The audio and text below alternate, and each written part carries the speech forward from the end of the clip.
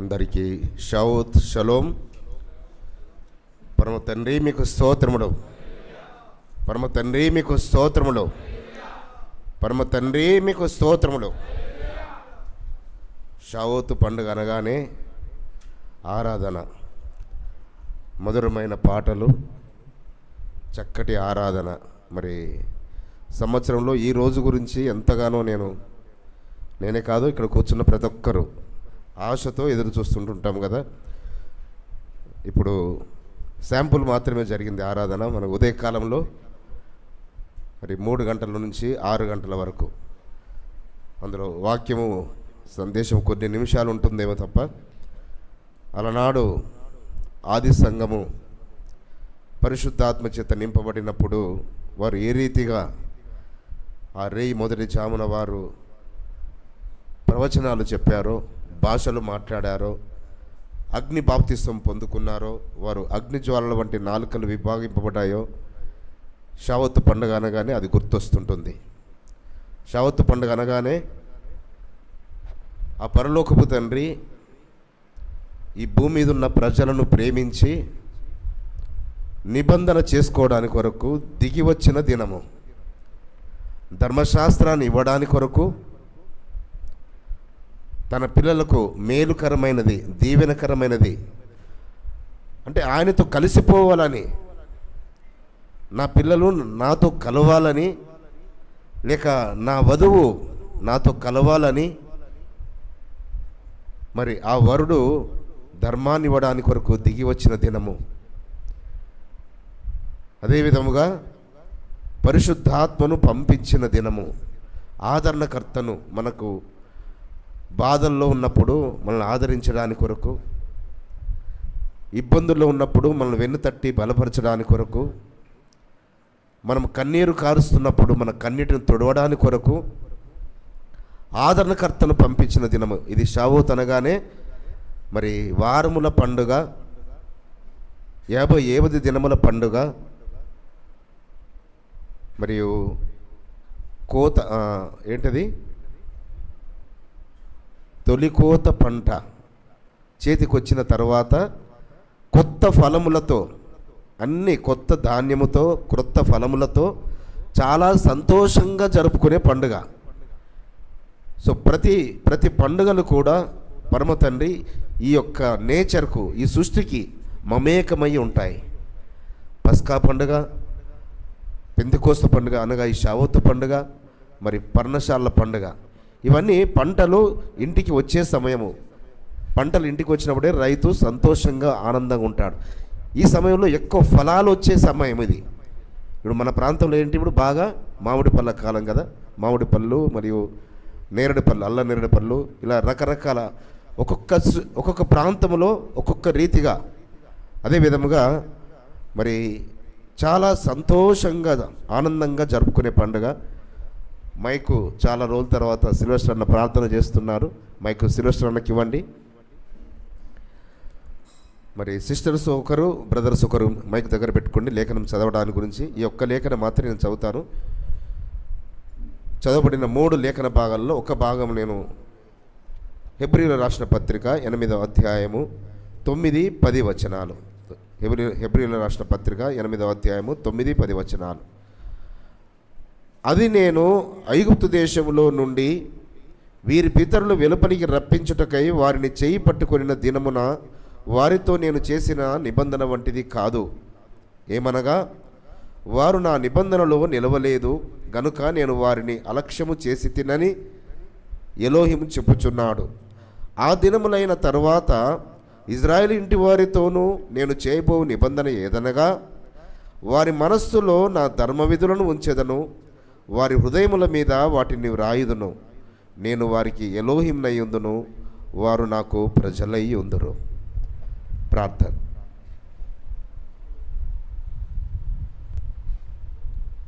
స్తోత్రం స్తోత్రం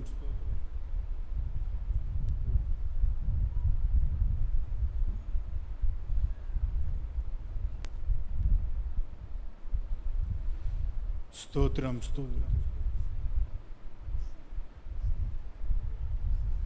స్తోత్రం స్తోత్రం స్తోత్రం స్తోత్రం జీవం గల యావే ఎలోహిం స్తోత్రం. సర్వోన్నతుడా, సర్వాధికారి, సర్వంతర్యామి మీకు స్తోత్రం రాజా. నిన్న నేడు నిరంతరం ఏకరీతిగా ఉన్న తండ్రి మీకు స్తోత్రం రాజా. గత షాబోత్ పండుగ నుండి తండ్రి ఈ పండుగ వరకు తండ్రి మీ కృప కాపుదల దయచేసి తండ్రి మమ్మల్ని అందరినీ మీరు దీవించి ఆశీర్వదించి తండ్రి ఈ విధంగా తండ్రి మిమ్మల్ని స్తుతించటకు, ఘనపరచటకు, మహిమపరచటకు మీరు మాకు ఇచ్చిన మంచి అవకాశాన్ని బట్టి స్తోత్రం చెల్లించుకుంటున్నాం రాజా. ప్రత్యేకంగా తండ్రి ఇదిగో తండ్రి మీ సేవకుడు వాక్యం చెప్పబోచున్నగా తండ్రి మీ దాసుని మరుగుపరిచి మీరు మాట్లాడము రాజా. తండ్రి వాక్యము ద్వారా ఓదార్చుము, ఆదరించుము, సేదరించుము రాజా. కూడి వచ్చిన ప్రతి ఒక్కరిని మీరు దీవించి ఆశీర్వదించుము రాజా. చిన్న మంద భయపడకము అని చిన్న మందకు అభయమిచ్చిన గొప్ప తండ్రి ఈ చిన్న మందకు మీరు దీవించి ఆశీర్వదిస్తున్న విధాన్ని బట్టి మీకు స్తోత్రం చెల్లించుకుంటున్నాం రాజా. ఆత్మతో సత్యముతో ఆరాధించి ఏది సత్యం ఏది అసత్యం తెలుసుకునే జ్ఞానాన్ని మాకు మీరు దయచేయము రాజా. వినగల చెవులు మాకు దయచేయము రాజా. ఈ చిన్న ప్రార్థన త్వరలో రానున్న యాషువ మెస్సియా అతి పరిశుద్ధమైన ఘనమైన రక్షణ గల నామంలో బ్రతిమాలుకుంటూ వేడుకొంచున్నాను తండ్రి. ఆమేన్. థ్యాంక్ యూ అన్న. చాలా రోజుల తర్వాత చేస్తున్నారు కాబట్టి మరి ఆనంద బాష్పాలు, ఎందుకనగా తన కన్నీరును తుడిచి ఆ కన్నీరును నాట్యముగా మార్చిన పరమ తండ్రికే ఘనత, మహిమ, ప్రభావాలు చెల్లునుగాక.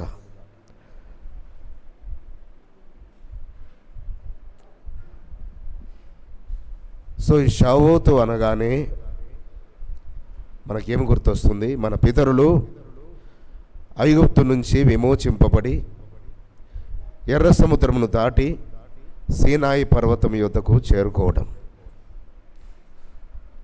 ఐగుప్తు శ్రమల నుంచి, బానిసత్వము నుంచి విడిపించబడి అనేకమైన అద్భుతములు కనులార చూస్తూ, ఐగుప్తులకేమో ఆ 10 తెగుళ్ళు వారిని నాశనం చేసినవి ఐగుప్తులను. కానీ ఈ యొక్క గోషేను దేశములో ఆయన పిల్లలను కాపాడి వారికి ఏ బాధ కలగకుండా, ఏ ఇబ్బంది కలగకుండా ఐగుప్తు దేవతలందరికీ తీర్పు తీర్చి నడిపిస్తున్న సమయములో సీనాయి పర్వతం యొద్దకు వారు చేరుకున్నారు. సీనాయి పర్వతము వారు మూడవ మాసములో చేరుకున్నారు సీను అరణ్యములోనికి. అక్కడ పరమ తండ్రి వారితో మాట్లాడుతున్నాడు మోషే గారితో. మోషే, ఈ ప్రజలను పరిశుద్ధపరచు, ఈ పర్వతం మీదకి నేను దిగి వస్తాను, నేను నా పిల్లలతో ఒక నిబంధన చేసుకుంటాను. అంటే తల్లిదండ్రులు వాళ్ళ పిల్లల మీద ఎంత మమకారం చూపిస్తారో, తల్లిదండ్రులు వాళ్ళ పిల్లల గురించి ఏదైనా త్యాగము చేసుకుంటారో, తల్లిదండ్రులు వారి పిల్లల గురించి ఎన్ని శ్రమలైనా భరిస్తారో, ఆ పరలోకపు తండ్రికి కూడా నా పిల్లలతో ముచ్చటించాలని, నా పిల్లలకు కావలసిన శ్రేష్టమైన ధర్మమును ఇవ్వాలని ఆయన దిగి వస్తే వారేం చేశారు? వారు ఆయనను మరచిపోయి, మేళ్ళన్నిటిని మర్చిపోయి, కొద్ది రోజులు గడవలేదు, నెలలు జరగలేదు, మహా అయితే 3వ నివాసంలో ఉన్నారు వాళ్ళు. 3 నెలలు జరగలేదు, ఐగుప్తులో జరిగిన అద్భుతాలన్నీ మర్చిపోయారు. వారి జ్యేష్ఠులందరూ సంహరించబడడం చూశారు. వీరి జ్యేష్ఠులకు ఏమీ అవ్వలేదు. ఎర్ర సముద్రమున ఆరిన నీళ్లను నడిపించాడు, శత్రువులను అదే సముద్రంలో ముంచివేశాడు. ఇన్ని అద్భుతాలు చూసిన వారు మోషే గారు ఒక 40 రోజులు రాకపోయేసరికి ఏం చేసేశారు? ఆయనకు విరుద్ధముగా తప్పిదము చేశారు, పాపము చేశారు. కానీ పరమతండ్రి ఎందుకు దిగి వచ్చాడు ఈ దినమున, ఈ షావోతు దినమున? శ్రేష్టమైన ధర్మశాస్త్రాన్ని ఇవ్వడానికి కొరకు. ఎందుకనగా భూప్రపంచములో ఎక్కడ కూడా మీలాంటి జనాంగం ఉండదు. మీరు నన్ను కలిగి ఉన్న దాన్ని బట్టి మీరు ఏ దేశంలో అడుగుపెట్టినా మీరు ఆ దేశంలో ఏలికగానే ఉంటారు, తలగానే ఉంటారు. మిమ్మల్ని పాలు తేనెలు ప్రవహించే దేశమునకు నేను నడిపించబోతున్నాను, శ్రేష్టమైన దేశమునకు. కానీ పరమ తండ్రి వారు తప్పిదము చేసినంత మాత్రాన తన విధి విధానం మార్చుకున్నాడా? కొంచెం ఆలస్యము చేశాడేమో, కానీ మళ్ళీ అదే పాలు తేనెలు ప్రవహించే దేశానికి నడిపించాడు. తల్లిదండ్రులు కూడా పిల్లలను కొన్నిసార్లు శిక్షించినప్పుడు వారికి జ్ఞానము రావాలని, వారికి బుద్ధి రావాలని, వారికి శ్రమలు కలిగితే వారు మారు మనసు పొందుతారని, తల్లిదండ్రుల ప్రేమను అర్థం చేసుకుంటారని పరమ తండ్రి అంతే. సో ఈ భూమి మీద తల్లిదండ్రులు ఎందుకు పెట్టాడు? ఆ పరమ తండ్రి తల్లిదండ్రి ప్రేమ మనకు అర్థమవుతే ఆ పరలోకపు తండ్రి ప్రేమ అర్థమవుతుంది. అయితే ఇది మనం ఒక ముగ్గురు భక్తుల గురించి మనం చదవబడిన ఆదికాండం 9వ అధ్యాయంలో చూసినప్పుడు నోవాహు గారితో ఒక నిబంధన చేస్తున్నాడు. ఆదికాండము ఈ నోవాహు ఎలాంటి వాడు మనకు చాలా మార్లు వింటుంటాము, చాలా మెసేజ్ వింటాము. కానీ మరి ఈరోజు నోవాహు గారితో ఎందుకు ఈ నిబంధన చేస్తున్నాడో చూద్దాము. 6వ అధ్యాయము 9వ వచనం. ఆదికాండము 6వ అధ్యాయము 9వ వచనం. మరియు 6వ అధ్యాయము 9వ వచనం. నోహావు వంశావళి ఇదే. నోవాహు నీతిపరుడును తన తరములో నిందారహితుడునై ఉండెను. చాలము. నోవాహు ఏంటి? ఆయన ఎవరైనా ఆ తరములో నీతిపరుడు మరియు నిందారహితుడు. మన పిల్లలు కూడా ఏం కావాలని కోరుకుంటాం మనము? నా బిడ్డలు నీతిపరులై ఉండాలి, నిందారహితులుగా మన పిల్లలు ఉండాలని తల్లిదండ్రులు ఏ తల్లిదండ్రులైనా కోరుకుంటారు. కానీ ఆ తరములో ఒకే ఒక్కడంట నోవాహు గారు ఒకరే కనబడుతున్నారట. అందుకే ఆ ఒక్క నీతిమంతుని బట్టి 120 సంవత్సరాలు సమయం ఇచ్చి జలప్రలయం తర్వాత పరలోకపు తండ్రి నొచ్చుకున్నాడట. అయ్యో, నా ప్రజలను ఇలా నేను చంపానే, అయ్యా నోవాహు, ఇక నేను ఇలాంటి జలప్రలయం ఈ భూమి మీదకి ఎన్నడూ ఈ సృష్టిలో నేను తీసుకురాను. 9వ అధ్యాయము 8, అది ఆదికాండము 9వ అధ్యాయము. మరియు ఎలోహిం నోవాహు అతని కుమారులతో ఇదిగో నేను మీతోను మీ తదనంతరము మీ సంతానముతోను మీతో కూడనున్న ప్రతి జీవితోను పక్షులేమి పశువులేమి మీతో కూడా సమస్తమైన భూజంతువులేమి అలా చదువుతాను. ఓడలో నుండి బయటకు వచ్చిన సమస్త భూజంతువులతోనూ నా నిబంధన స్థిరపరచుచున్నాను. నేను మీతో నా నిబంధన స్థిరపరచుదును. సమస్త శరీరులు ప్రవాహ జలముల వలను ఇకను లయపరచబడరు. భూమిని నాశనము చేయుటకు ఇక జల ప్రళయము కలగదనేను.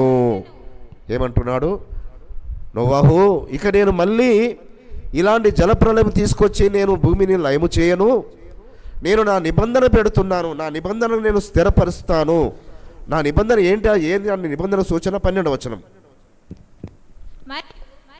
మరియు ఎలోహిం నాకును మీకును మీతో కూడనున్న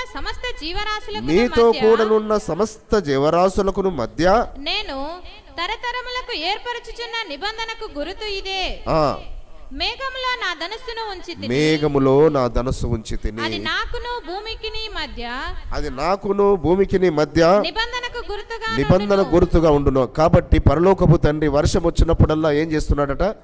ఆ ధనస్సును చూసుకొని, అనగా ఆ రెయిన్బోను చూసుకొని, మరియు ఆ జలప్రలయము లాగా 40 రాత్రులు 40 పగళ్ళు ప్రచండ వర్షము ఎలాగైతే కురిసిందో అది కురవకుండా ఆయన జ్ఞాపకం చేసుకుంటున్నాడట. హైదరాబాద్లో 1 గంట లేక 2 గంటలు 3 గంటలు ప్రచండ వర్షం కురిసిందంటే రోడ్లన్నీ చెరువులైపోతాయి, రోడ్లన్నీ నదులైపోతాయి. కానీ 40 రోజులు 40 రాత్రులు 40 పగళ్ళు ప్రచండ వర్షముతో, మళ్ళీ ఇలాంటి వర్షముతో నేను భూమిని లయము చేయను ఇంకా.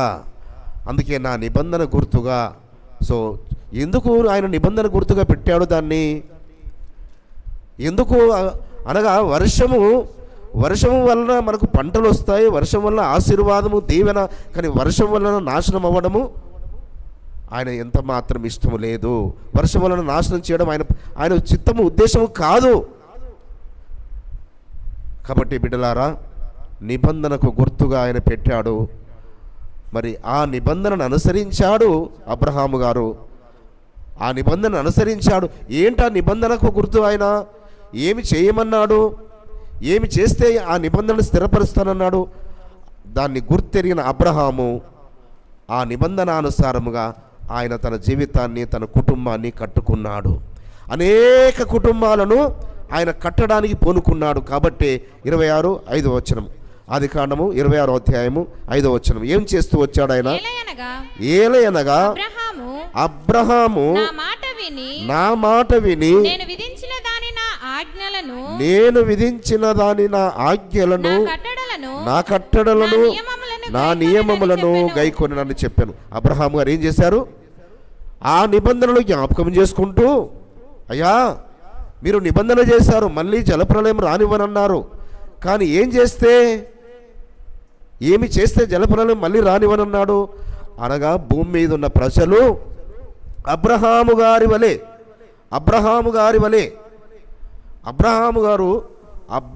అబ్రహాముగా ఉన్నప్పుడే, అబ్రహాముగా మార్చబడక మునిపే ఆయన ఆజ్ఞలను, విధులను, కట్టడలను ఆచరిస్తూ వచ్చాడు. అబ్రహాముగా మార్చబడిన తర్వాత కాదు సుమా, అబ్రహాముగా మార్చబడక మునిపే, అబ్రహాముగా ఉన్నప్పుడే ఆయన ఆజ్ఞలను, విధులను, కట్టడలను, నియమములను అనుసరిస్తూ భూమి అందంతటా ఎక్కడికి వెళ్ళమంటే అక్కడికి వెళ్ళాడు. చెప్పండి, ఎవరైనా ఒక గురి లేని చోటకు వెళ్ళమంటే ఎవరైనా వెళుతారా? ఒక ప్రయాణం మనం బయటకు వెళుతున్నామంటే ఎక్కడికి వెళుతాము? ఒక గురి, ఒక లక్ష్యము కలిగి వెళుతాము మనము. కానీ గురి, లక్ష్యము లేకుండా ఎక్కడికి వెళ్ళాలో తెలియదు. కానీ అబ్రహాము పరమతండ్రి మాటకు విధేయుడై లోబడి ఆయన వెళుతూ వచ్చాడు. కాబట్టి అబ్రహామును విశ్వాసులకు మూల పురుషుడిగా పరమతండ్రి ఆయన ఎన్నుకున్నాడు. అనగా సో ఆయన మరి నిబంధన చేసే ముందు, అబ్రహాముగా మార్చడానికి ముందుగానే అబ్రహామును నీతిపరుడుగా గుర్తెరిగాడు. నిబంధనకు చేర్చక మునిపే, అబ్రహాముగా మార్చబడక మునిపే. అందుకే ఈ మాటను అపోస్తలుడైన సౌలు గారు రాస్తారు. అపోస్తలుడైన సౌలు గారు రోమీయులకు రాసిన పత్రిక 4వ అధ్యాయము 11వ వచనం. రోమీయులకు రాసిన పత్రిక 4వ అధ్యాయము 11వ వచనం. మరియు సున్నతి లేని వారైనను నమ్మిన వారికందరికీ అతడు తండ్రి అగుట వలన వారికి నీతి ఆరోపించుటకై అతడు సున్నతి పొందక మునుపు తనకు కలిగిన విశ్వాసము వలన నీతికి ముద్రగా ఆయన సున్నతి అయిన నిబంధన దేనికి ఇచ్చాడట? ఆయన నీతిమంతుడని ముందుగానే పరమ తండ్రి చేత గుర్తింపు పొందాడు. ఆయన విశ్వాసమును బట్టి నీతిపరుడుగా ఎంచబడ్డాడు. కాబట్టి ఆయన తనకు కలిగిన విశ్వాసం వలన నీతికి ముద్రగా, అనగా ఒక బహుమానముగా, ఒక గిఫ్ట్గా, ఒక మార్కుగా, ఆయనకు నీతికి ముద్రగా సున్నతి ఆయన గుర్తు పొందాడు. అంతేగాని సున్నతి పొందినంత మాత్రాన ఆయన నీతిపరుడు అవ్వలేదు. సున్నతి పొందక మునిపే సున్నతి అనే నిబంధన చేస్తూ అబ్రహాముగా మార్చాడు. కానీ ఆయన అబ్రహాముగా ఉన్నప్పుడే, అనగా ఈ భూమిలో, ఈ సృష్టిలో సున్నతి లేని వారందరూ కూడా విశ్వాసము ద్వారా నీతిమంతులు అవ్వడానికి కొరకు సో వారిని ఆ నీతికి ముద్రగా, ఆయనకు గిఫ్ట్గా, ఎక్స్ట్రా బహుమానంగా ఇచ్చాడు. ఆ సున్నతి అనే నిబంధన ఆయనకు అప్పుడు చెబుతున్నాడు. 17వ అధ్యాయంలో ఆ మాటలన్నీ ఉంటాయి. ఆదికాండము 17వ అధ్యాయము మీరు తర్వాత చదువుకోండి. అబ్రహామును అబ్రహాముగా ఎందుకు మార్చాడు, షారైని షారాగా ఎందుకు మార్చాడు, అక్కడ రాయబడి ఉంటుంది.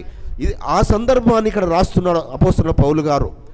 ఆయన సున్నతి పొందక మునిపే నీతిపరుడుగా ఎంచబడ్డాడు. ఆయన క్రియల ద్వారా నీతిపరుడుగా ఎంచబడ్డాడు. కాబట్టి అబ్రహాము గారు ఆ యొక్క నిబంధనను గుర్తు చేసుకుంటున్నాడు. పరమ తండ్రి ఆ యొక్క మేఘములో ఉంచిన నిబంధనను జ్ఞాపకం చేసుకొని భూమి అంతటా తిరిగి అనేకులతో నీతిని అనుసరింపజేస్తూ వచ్చాడు. అప్పుడు ధర్మశాస్త్రమే లేదే, ధర్మశాస్త్రం ఇవ్వబడలేదే. ధర్మశాస్త్రం ఇవ్వబడక మునిపే అబ్రహాము గారు, అందుకే ఆయనను స్నేహితుడు అని పిలువబడినాడు. అంటే పరమతండ్రి యొక్క మనస్సును, పరమతండ్రి యొక్క హృదయాన్ని, పరమతండ్రి యొక్క సంకల్పాన్ని, పరమతండ్రి యొక్క ఉద్దేశాన్ని నెరవేర్చిన వ్యక్తి స్నేహితుడు. స్నేహితుడు ఎప్పుడైనా పిలువబడ్డాడు? ఆయన ఎప్పుడు స్నేహితుడిగా పిలువబడ్డాడు? పరమతండ్రి యొక్క హృదయాంతరంగాలను ఆయన జ్ఞాపకం చేసుకుని అర్థం చేసుకున్నాడు. నా తండ్రికి ఏమి కావాలి, నా తండ్రికి ఏమి ఇష్టము, నా తండ్రికి ఏది చేస్తే సంతోషపడతాడు, నేను ఏమి చేయాలి. ఈ లోక సంబంధమైన తండ్రిని సైతముకు ఒకసారి ఎదిరించాడు. కానీ ఆ యొక్క ఎవరిని, తెరాహును ఎదిరించాడు. కానీ నిమ్రోదు చక్రవర్తిని సైతం ఎదిరించాడు. కానీ పరలోకపు తండ్రికి విధేయుడవుతూ వెళ్ళాడు. పరలోకపు తండ్రి విధేయుడవుతూ వెళ్ళాడు. కాబట్టి అబ్రహాము గారిని బట్టి, అబ్రహాము గారు జీవించినంత కాలం అబ్రహాము గారిని బట్టి, అబ్రహాము గారి తర్వాత ఇస్సాకు గారిని బట్టి, ఇస్సాకు గారిని బట్టి, ఇస్సాకు తర్వాత యాకోబు గారిని బట్టి ఆ నిబంధనను జ్ఞాపకం చేసుకుంటూ వస్తున్నాడు పరమ తండ్రి. యాకోబు గారి తర్వాత యాకోబు 12 గోత్రకర్తలను ఆ ఐగుప్తు నుంచి విమోచించి సీనాయి పర్వతం వరకు తీసుకొచ్చే వరకు మళ్ళీ ఆ ధనస్సును, ఆ నిబంధనను జ్ఞాపకం చేసుకుంటూనే ఉన్నాడు పరమ తండ్రి. కాబట్టి ఆ నిబంధన ఈ రోజు వరకు కూడా కొనసాగుతున్నది. అబ్రహాము పిల్లలుగా మనమందరం విశ్వాసమును బట్టి అబ్రహాము పిల్లలం అవుతున్నాము. కాబట్టి అబ్రహాము పిల్లలకి ఇచ్చిన, అబ్రహాము గారికి ఇచ్చిన వాగ్దానము, అలనాడు నోవాహు గారికి ఇచ్చిన వాగ్దానము, అది అబ్రహాము గారు కంటిన్యూ చేస్తూ వచ్చారు. ఇక ఆ సీనాయి పర్వతం యొద్దకు వచ్చి వారితో ఒక పెళ్లి ఉడంబడిక చేసుకోవడానికి కొరకు ఒక పుస్తక రూపకముగా ఆ ఆజ్ఞలు గల ఆ శిలాఫలకాలను ఆయన చేవ్రాతతో రాసి ఇచ్చే శిలాఫలకాలను ఇవ్వడానికి కొరకు ఈ సీనాయి పర్వతం యొద్దకు ఈ షావోతు పండుగ దినమున ఆయన దిగి వచ్చి అక్కడ నిబంధన చేస్తున్నాడు. నిర్గమకాండము 19వ అధ్యాయము 5, 6, 7, 8 వచనాలు. కాగా మీరు నా మాట శ్రద్ధగా విని నా నిబంధనను అనుసరించి నడిచిన ఎడల మీరు సమస్త దేశ జనులలో నాకు స్వకీయ సంపాద్యమగుదురు. ఒక్క నిమిషం ఆడించండి. సో మీరేంటి, నా మాట శ్రద్ధగా విని, ఇదే మాటను 15వ అధ్యాయం నిర్గమకాండం 15:26లో సెలవిస్తాడు. కానీ అది ముందుగా చెబుతాడు ఆ యొక్క ఎర్ర సముద్రం యొద్ద, మళ్ళీ సీనాయి పర్వతం యొద్దకు దిగి వచ్చినప్పుడు అక్కడ చెబుతున్నాడు, మోషే గారితో చెబుతున్నాడు, మోషే నా ప్రజలకు ఇది తెలియపరచు, వారు ఏం చేయాలి, నా నిబంధనను ఎలా జ్ఞాపకం చేసుకుంటాను నేను. సో నా మాట వారు వినాలి అంతే. చెప్పండి, తల్లిదండ్రికి మన పిల్లలు మన మాట వినకుంటే కోపం వస్తుందా రాదా? స్కూల్కి వెళ్ళమంటే స్కూల్కి వెళ్ళకుండా సినిమాకి వెళ్తే కోపం వస్తుందా రాదా? కాలేజీకి వెళ్ళమంటే కాలేజీ మానేసి ఆటలకు వెళితే కోపం వస్తుందా రాదా తల్లిదండ్రికి? సో వెళ్ళమన్న చోటికి వెళ్ళడము, చేయమన్న పని చేయడము ఎందుకు తల్లిదండ్రులు ఎందుకు చెబుతారు? అదేవిధంగా పరలోకపు తండ్రి కూడా చెప్తున్న మాట ఏంటి, నా మాట శ్రద్ధగా విని నా నిబంధన అనుసరించిన ఆ యొక్క నోవాహు గారితో చేసిన నిబంధనని జ్ఞాపకం చేస్తున్నాడు. మళ్ళీ ఆ నిబంధనను అనుసరించాడు కాబట్టి, ఆ నిబంధన అంటే ఏంటి అబ్రహాము గారికి అర్థమైంది కాబట్టి ఆయన నియమించిన ఆజ్ఞలను, విధులను, కట్టడలను, నియామక కాలములను అబ్రహాము గారు ఆచరించారు. కాబట్టి సో ఆయన వర్ధిల్లుతూ వచ్చాడు. ఆ నిబంధనకు గుర్తుగా, ఆయన నీతిమంతుడికి గుర్తుగా ఒక బహుమానం ఆయన పొందుకున్నాడు. ఎక్స్ట్రాగా బహుమానం పొందుకున్నాడు. పరమ తండ్రి మీకు స్తోత్రములు, పరమ తండ్రి మీకు స్తోత్రములు. చదవండి 6వ వచనం చదవండి. 19వ అధ్యాయం 6వ వచనం. సమస్త భూమియు నాదే కదా, మీరు నాకు యాజక రూపమైన రాజ్యముగాను పరిశుద్ధమైన జనముగాను ఉందురని చెప్పు. మీరు ఏమిటి, నాకు ఏముండబోతున్నారు? మీరు యాజక రూపమైన రాజులుగా ఉండబోతున్నారు మీరు నాకు. చూడండి ఎంత గొప్ప వాగ్దానము వారికి ఇస్తూ, వారిని అక్కడ నిబంధనలో ఆయన ఆ సీనాయి పర్వతం ఎలా ఉంటుందట, అది చాలా ముళ్ళ పొదలతో ఉంటుందట ఎక్కువగా. మరి ఆ నోవాహు గారితో నిబంధన చేసింది ఎక్కడ చేసి ఉంటారు చెప్పండి? మేఘములో చేశాడు కదా, మేఘములో ఉన్నప్పుడు ఆ మేఘములో నా ధనస్సు ఉంచుతానన్నాడు కదా. ఏ కొండపైన చేసి ఉంటాడు నోవాహు గారితో నిబంధన? ఏ కొండపైన చేసి ఉంటాడు? ఆరారోతు అనే కొండపైకి దిగి వచ్చి చేశాడట. హల్లెలూయా! నోవాహు గారితో పరలోకపు తండ్రి ఆరారాతు అనే కొండ. ఆరారాతు కొండ అనగానే ఏంటంటే ఆ కొండకు అర్థం ఏంటంటే బాణము యొక్క అంటే ఎలా యారో షార్ప్గా ఉంటుంది, ఎడుచు బాణం యొక్క చివరి ఎలా ఉంటుంది, షార్ప్గా ఉంటుంది. సో ఆ యొక్క అరారోతు యొక్క కొండ చాలా చాలా షార్ప్గా ఉంటుంది. ఆ షార్పు అంటే ఎత్తైన శిఖరం పైన ఆ యొక్క పడవ, ఆయన చేసిన ఆ పడవ ఆగిపోయింది అక్కడ.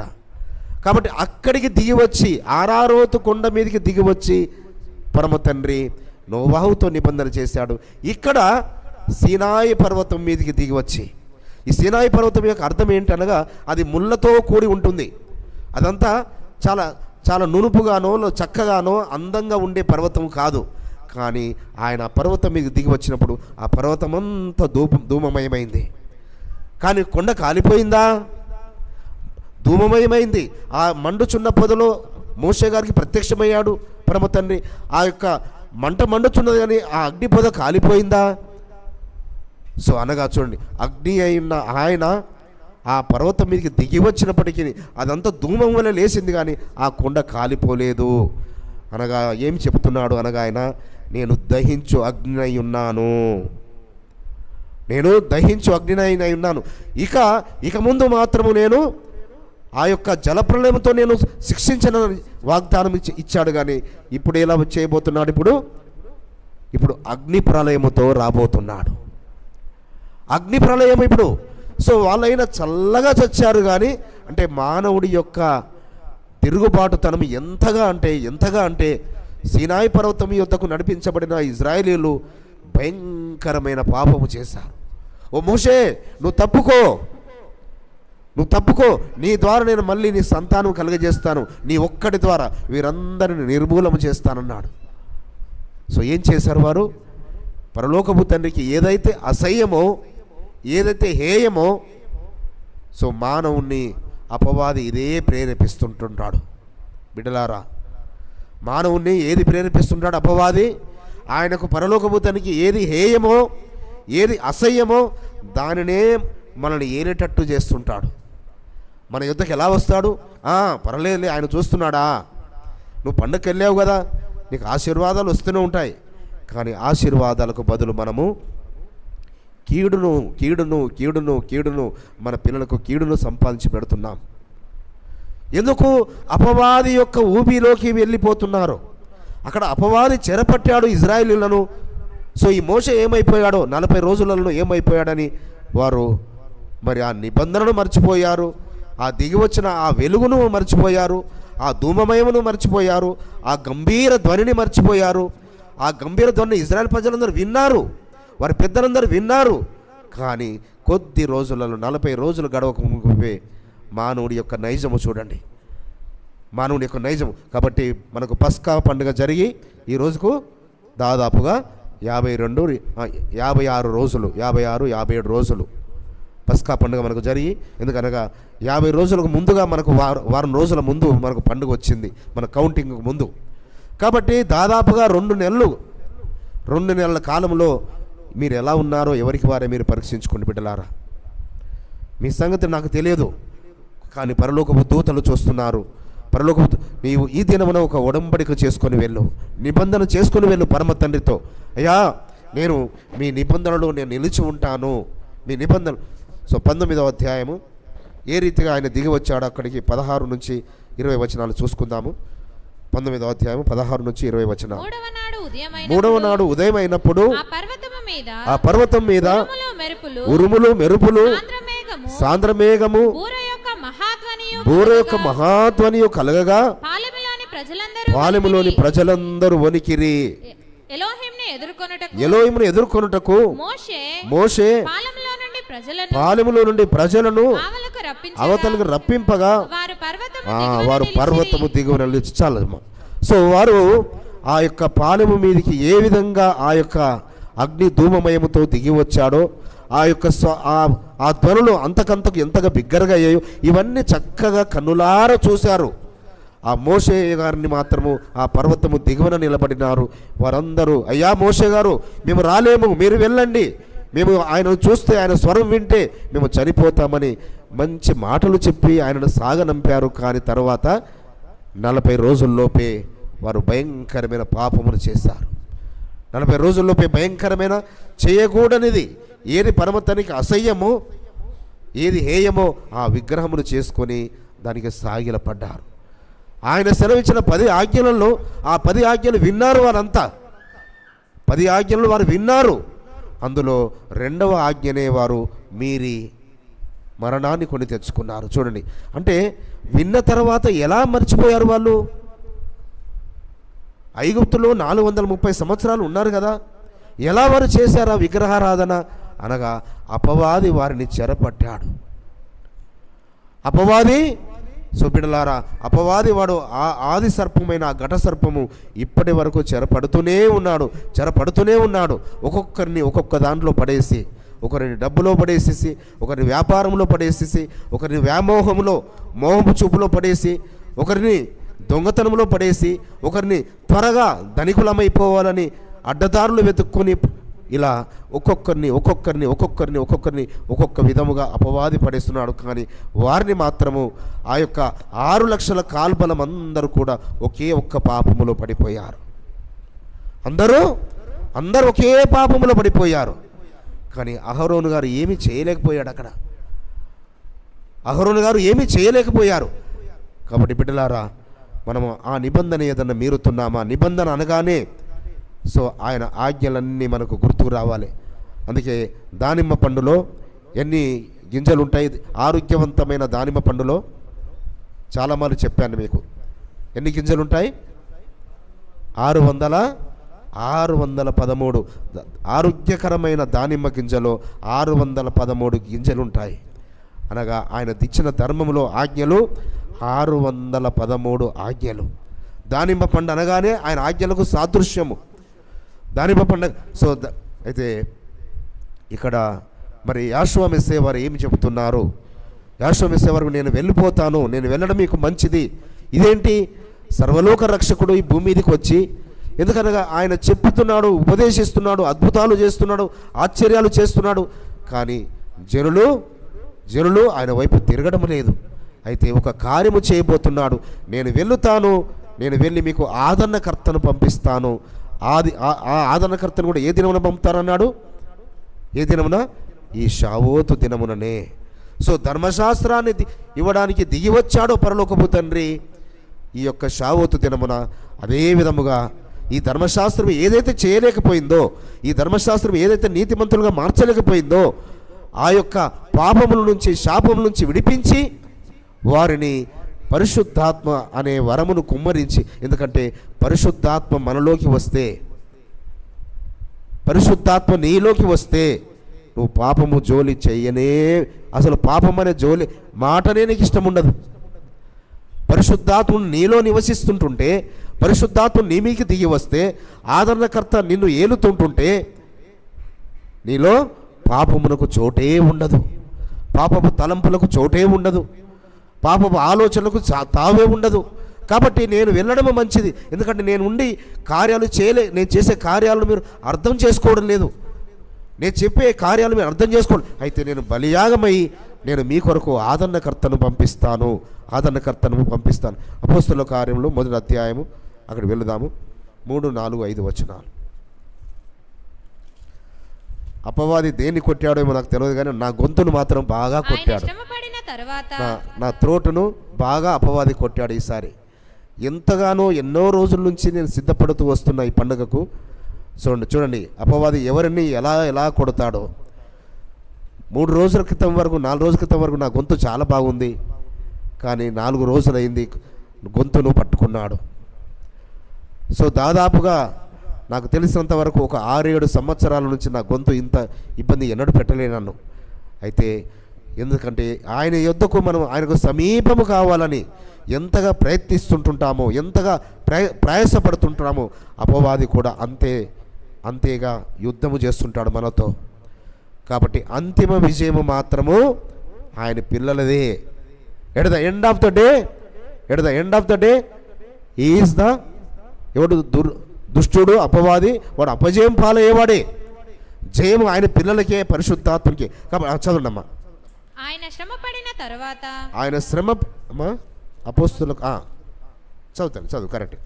40 దినముల వరకు వారికి అగపడుచు ఎలోహిం రాజ్య విషయములను గూర్చి బోధించుచు అనేక ప్రమాణములను చూపి వారికి తన్ను తాను సజీవునిగా కనపరుచుకొనెను. ఆయన వారిని కలుసుకొని ఈలాగు ఆజ్ఞాపించెను, మీరు యెరూషలేము నుండి వెళ్ళక నా వలన వినిన తండ్రి యొక్క వాగ్దానము కొరకు కనిపెట్టుడి. హల్లెలూయా. మీరు యెరూషలేము నుంచి వెళ్ళకూడదు. ఇంకా ఎప్పుడు చెప్తున్నాడు? ఆయన బ్రతికున్నప్పుడు చెప్పాడు, సజీవుడిగా ఉన్నప్పుడు చెప్పాడు, నేను వెళుతాను, ఆదరణకర్తను పంపిస్తానని. మరి మరణించిన తర్వాత, సమాధి నుంచి లేచిన తర్వాత మహిమా శరీరములో ఉండి చెబుతున్నాడు. 5వ వచనం కూడా చదవండి. యోహాను నీళ్లతో బాప్తిసము ఇచ్చెను గాని కొద్ది దినములలోగా మీరు పరిశుద్ధాత్మలో బాప్తిసము హల్లెలూయా, మీరు పరిశుద్ధాత్మలో బాప్తిసము పొందిదరు. సో పరిశుద్ధాత్మ బాప్తిసము పొందుకునే రోజు కొరకు మనము సిద్ధపడుచున్నాము బిడ్డలారా. ఒకసారి పరిశుద్ధాత్మ చేత బాప్తిసము పొందాము మనమంటే, అభిషేకించబడ్డామంటే, ఇక మన పైన పాపమునకు, శాపమునకు, అపవాదికి చోటే ఉండదు. అపవాది మన మీద ఏలుబడి చేయలేడు. కాబట్టి ఈ యొక్క శావోతు దినమున మనము ఆ యొక్క వాగ్దానము కొరకు కనిపెట్టుకుంటున్నాము. అందుకే చెబుతున్నాడు మళ్ళీ ఇర్మియా ప్రవక్త ద్వారా సెలవిచ్చిన మాట చూసుకుందాం. ఇర్మియా గ్రంథము 31వ అధ్యాయము 31, 32, 33 వచనాలు. ఇదిగో నేను ఇశ్రాయేలు వారితోను యూదా వారితోను క్రొత్త నిబంధన చేయి దినములు వచ్చుచున్నవి. ఇదే యెహోవా వాక్కు. అది ఐగుప్తులో నుండి వారిని రప్పించుటకై నేను వారి చేయి పట్టుకొనిన దినమున వారి పితరులతో నేను చేసిన నిబంధన వంటిది కాదు. నేను వారి పెనిమిటినైనను వారు ఆ నిబంధనను భంగము చేసుకొనిరి. ఇదే యెహోవా వాక్కు. సో అయ్యా, నేను ఐగుప్తులో నుంచి తీసుకొచ్చి చేసిన నిబంధన వంటిది కాదు. ఎందుకంటే వారు ఆ నిబంధనను భంగము చేశారు. ఆ నిబంధన వారు మీరారు, వారు పాపము చేశారు. కానీ నేను చేయబోయే నిబంధన హెబ్రీ పత్రికలో మనం ఇందాక చదువుకున్నాం కదా. హెబ్రీ పత్రికలో 8వ అధ్యాయము 8, 9, 10 వచనాలు. అయితే ఆయన ఆక్షేపించి వారితో ఇలాగు చెప్పుచున్నాడు, యెహోవా ఇట్లనెను, ఇదిగో ఒక కాలము వచ్చుచున్నది, అప్పటిలో ఇశ్రాయేలు ఇంటి వారితోను యూదా ఇంటి వారితోను నేను క్రొత్త నిబంధన చూడండి, ఇశ్రాయేలు ఇంటి వారితోను యూదా ఇంటి వారితోని క్రొత్త నిబంధన చేస్తాడంట. ఎప్పుడు చెప్తున్నాడు ఈ మాట? హెబ్రీయులకు రాస్తున్నాడు పత్రిక. అనగా ఆయనను విశ్వసించలేదు ఇశ్రాయేలు ప్రజలు, ఆయనను మ్రాను వేసి చంపారు. ఆ పరిశుద్ధాత్ముడు దిగి వచ్చాడు. పరిశుద్ధాత్మ కార్యములు వారు కనులేదు, అనేకము చూశారు. అయినప్పటికీ వారు ఆయన వైపు తిరగడం లేదు. ఆ యొక్క హెబ్రీలకు రాస్తూ అనగా దమస్కు మార్గములో దర్శనం రీతిగా తెలుసుకున్న మరి ఆ యొక్క అపోస్తలుడైన సౌలు గారు చెప్తున్నాడు ఆ హెబ్రీలకు రాస్తూ. చదవండమ్మా. అది నేను ఐగుప్తు దేశంలో నుండి వీరి పితరులను వెలుపలికి రప్పించుటకై వారిని చేయి పట్టుకొనిన దినమున వారితో నేను చేసిన నిబంధన వంటిది కాదు. ఏమనగా వారు నా నిబంధనలో నిలవలేదు గనుక నేను వారిని అలక్ష్యము చేసి తిని. ఇప్పుడు ఎలోహిం చెప్పుచున్నాడు, ఆ దినములైన తరువాత ఇశ్రాయేలు ఇంటి వారితోను నేను చేయబోవు నిబంధన ఏదనగా వారి మనస్సులో నా ధర్మ విధులను ఉంచెదను, వారి హృదయముల మీద వాటిని వ్రాయుదును, నేను వారికి ఎలోహింనయ్యుందును, వారు నాకు ప్రజలయ్యుందు. ఇక్కడ ఆగండమ్మా. ఏంటట? ధర్మశాస్త్రమును ఇచ్చాడు, 2 రాతి పలకలపైన 10 ముఖ్యమైన ఆజ్ఞలు ఇచ్చాడు. మరి అనేకమైన న్యాయమైన కట్టడలను విధులను మొత్తం కలిసి 613 ఇచ్చారు. కానీ ఎవరైనా ఆచరిస్తున్నారా? వారు ఆచరించడం లేదు. కాబట్టి మళ్ళీ ఏది చేస్తాడట?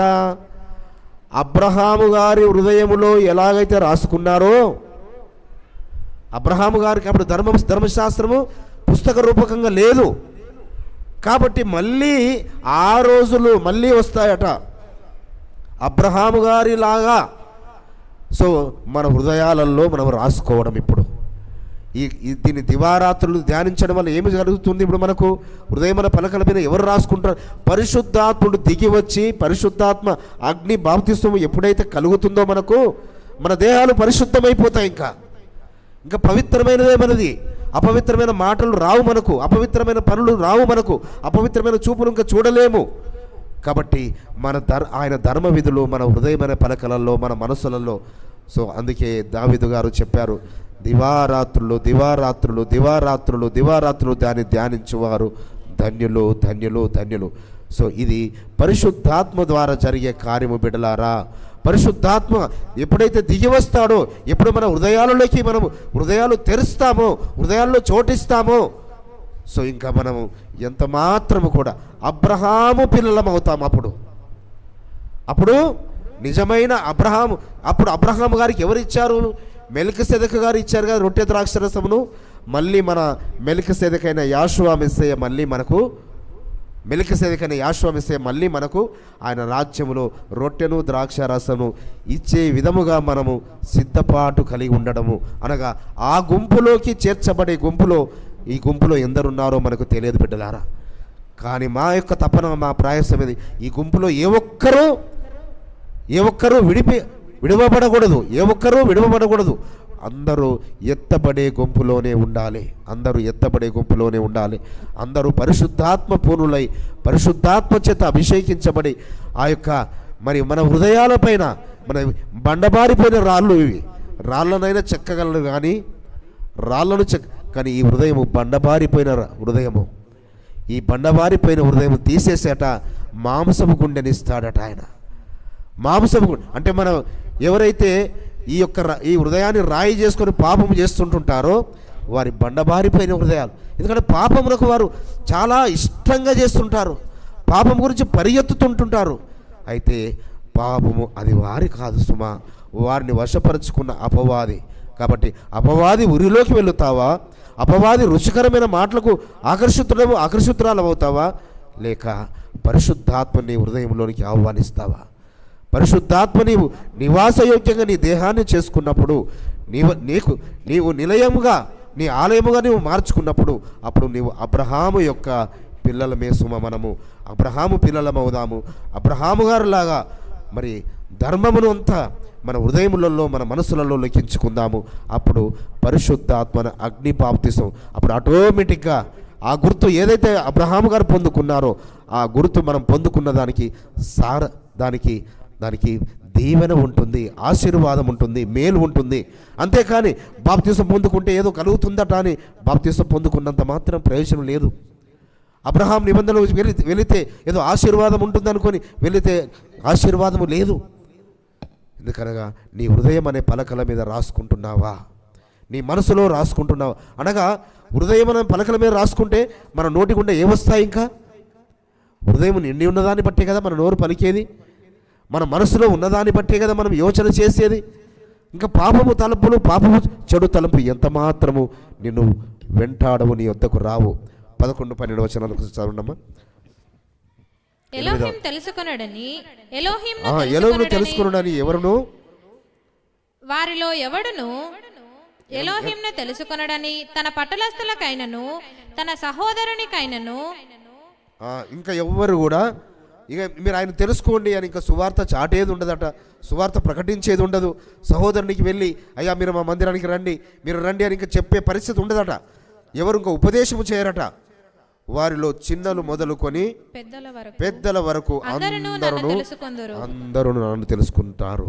కాబట్టి పరిశుద్ధాత్మ పూర్ణమై పరిశుద్ధాత్మతో అభిషేకించబడి ఆ ఆదరణకర్త మనలో నివాసం చేస్తున్నప్పుడు, ఆ పరిశుద్ధాత్ముడు మనలో దిగి వచ్చినప్పుడు, అప్పుడు మనం భాషలు మాట్లాడమే కాదు, ప్రవచనాలు చెప్పడమే కాదు, కలలు కనడమే కాదు, దర్శనాలు చూడడం మాత్రమే కాదు, మనమే దూతలమైపోతాం. ఆ దూతలైపోయే విధముగా మనము సిద్ధపడదాము. ఆ విధముగా మన హృదయంలో బండబారిన హృదయాలను తీసివేసి మాంసపు గుండె నాకు దయచేయి తండ్రి, అగ్ని బాప్తిస్మము చేత నన్ను దర్శించు తండ్రి, అగ్ని బాప్తిస్మం నేను పొందుకొనున్నట్లుగా, అగ్ని జ్వాల వంటి నాలుకలు విభాగింపబడినట్లుగా మరి మన మందిరంలో ఒక తల్లిని అలా చేశాడు తండ్రి. కరుణమ్మ గారిని మరి భాషలతో మాట్లాడే విధముగా మరి మనమందరము భాషలు మాట్లాడే స్థితికి చేరుకునే రోజు అది ఎంతో దూరంలో లేదు. అది ఈ రాత్రే కావచ్చు. అది ఈ రాత్రే ఆ విధంగా పరమ తండ్రి మనల్ని దర్శించునుగాక. ఆమేన్. పరమ తండ్రి